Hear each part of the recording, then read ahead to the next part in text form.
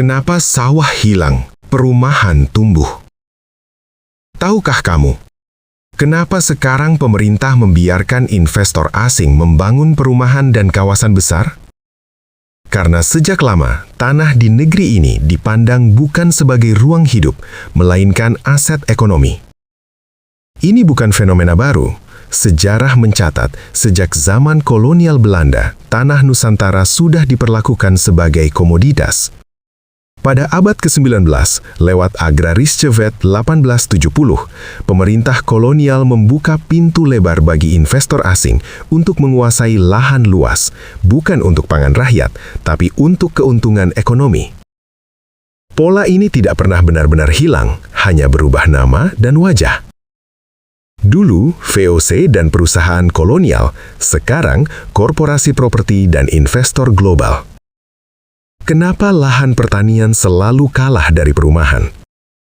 Karena dalam sistem ekonomi modern, tanah yang menghasilkan pangan dianggap kurang menguntungkan dibanding tanah yang menghasilkan beton.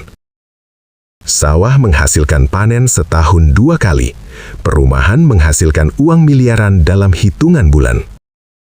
Akibatnya, petani tergoda menjual tanah, harga tanah melonjak, anak muda desa tidak lagi melihat masa depan di pertanian. Ini pernah terjadi di banyak negara bekas koloni. Dan selalu berakhir sama, krisis pangan. Bukankah pembangunan itu perlu? Benar, tapi sejarah membedakan antara pembangunan dan pengorbanan masa depan. Pembangunan yang sehat, menjaga lahan pangan, melindungi desa, menguatkan kemandirian. Yang terjadi sekarang seringkali sebaliknya. Sawah dikorbankan, desa berubah jadi kota tidur, negara makin bergantung impor.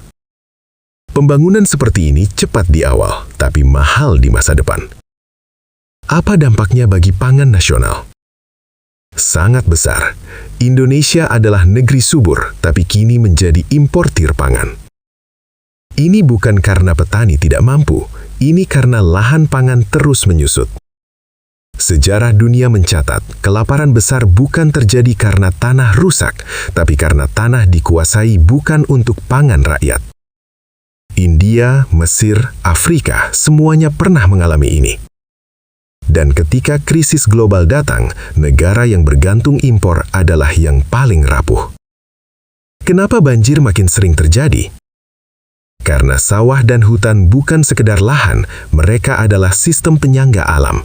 Sawah menyerap air, hutan menahan hujan, tanah hidup menyimpan air. Ketika semuanya diganti beton, air tak lagi masuk tanah, sungai meluap, banjir menjadi rutin. Catatan kolonial Belanda sendiri di Jawa sudah memperingatkan, hilangnya hutan dan sawah sama dengan banjir permanen. Artinya, ini bukan bencana alam, tapi bencana sejarah. Apa dampak hutan gundul bagi masyarakat? Hutan adalah penjaga kehidupan. Ketika hutan hilang, air bersih menghilang, longsor terjadi, kekeringan datang lebih cepat, desa kehilangan sumber hidup.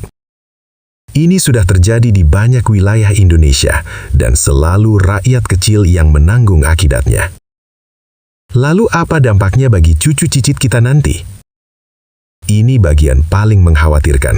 Jika tren ini berlanjut, generasi depan tidak punya tanah, tidak tahu cara bertani, bergantung penuh pada impor pangan, hidup di kota rawan banjir, harga makanan mahal dan tidak stabil. Sejarah menunjukkan, peradaban runtuh bukan karena perang, tapi karena gagal menjaga tanah dan pangan. Romawi runtuh karena tanah rusak, Mesopotamia runtuh karena irigasi hancur, dan semua itu terjadi perlahan saat orang-orang menganggapnya biasa. Apakah semua ini masih bisa dicegah? Sejarah memberi satu jawaban jelas. Negara yang bertahan adalah negara yang melindungi tanah, pangan, dan hutan, bukan menolak pembangunan, tapi menentukan batasnya. Karena sekali sawah hilang, ia tidak kembali, dan sekali generasi kehilangan tanah, mereka kehilangan masa depan. Negeri bisa terlihat maju di atas kertas, tapi runtuh perlahan di atas tanahnya sendiri. Jika konten ini bermanfaat, like, komen, subscribe, dan share.